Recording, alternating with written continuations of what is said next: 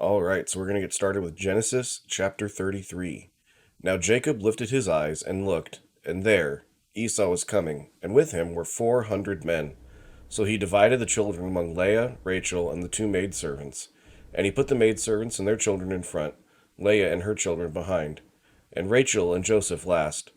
Then he crossed over before them and bowed himself to the ground 7 times, until he came near to his brother. But Esau ran to meet him, and embraced him, and fell on his neck and kissed him, and they wept. And he lifted his eyes and saw the women and children, and said, Who are these with you? So he said, The children whom God has graciously given your servant. Then the maidservants came near, they and their children, and bowed down. And Leah also came near with her children, and they bowed down. Afterward Joseph and Rachel came near, and they bowed down. Then Esau said, What do you mean by all this company which I met? And he said, These are to find favor in the sight of my lord. But Esau said, I have enough, my brother. Keep what you have for yourself.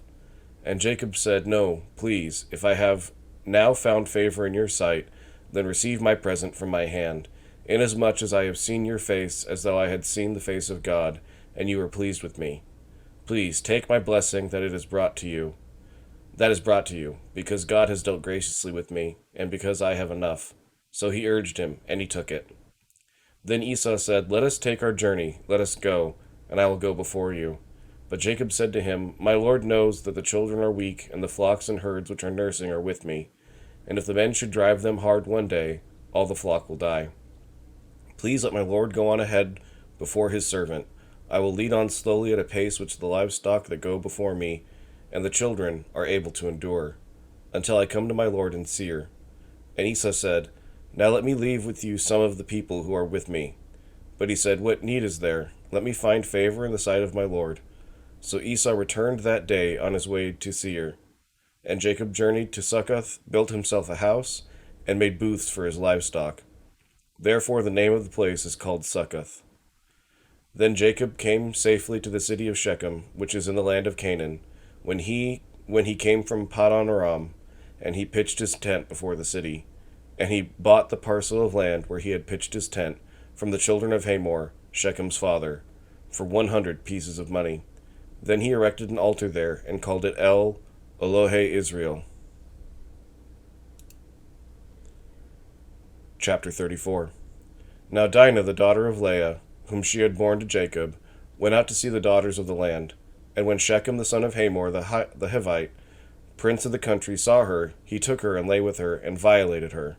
His soul was strongly attracted to Dinah the daughter of Jacob, and he loved the young woman and spoke kindly to the young woman. So Shechem spoke to his father Hamor, saying, Get me this young woman as a wife. And Jacob heard that he had defiled Dinah his daughter. Now his sons were with his livestock in the field, so Jacob held his peace until they came. Then Hamor the father of Shechem went out to Jacob to speak with him. And the sons of Jacob came in from the field when they heard it. And the men were grieved and very angry, because he had done a disgraceful thing in Israel, by lying with Jacob's daughter, a thing which ought not to be done. But Hamor spoke with them, saying, The soul of my son Shechem longs for your daughter. Please give her to him as a wife, and make marriages with us. Give your daughters to us, and take our daughters to yourselves. So you shall dwell with us, and the land shall be before you. Dwell and trade in it, and acquire possessions for yourselves in it. Then Shechem said to her father and her brothers, Let me find favor in your eyes, and whatever you say to me I will give. Ask me ever so much dowry and gift, and I will give according to what you say to me, but give me the young woman as a wife. But the sons of Jacob answered Shechem and Hamor his father, and spoke deceitfully, because he had defiled Dinah their sister. And they said to them, We cannot do this thing, to give our sister to one who is uncircumcised, for that would be a reproach to us. But on this condition we will consent to you.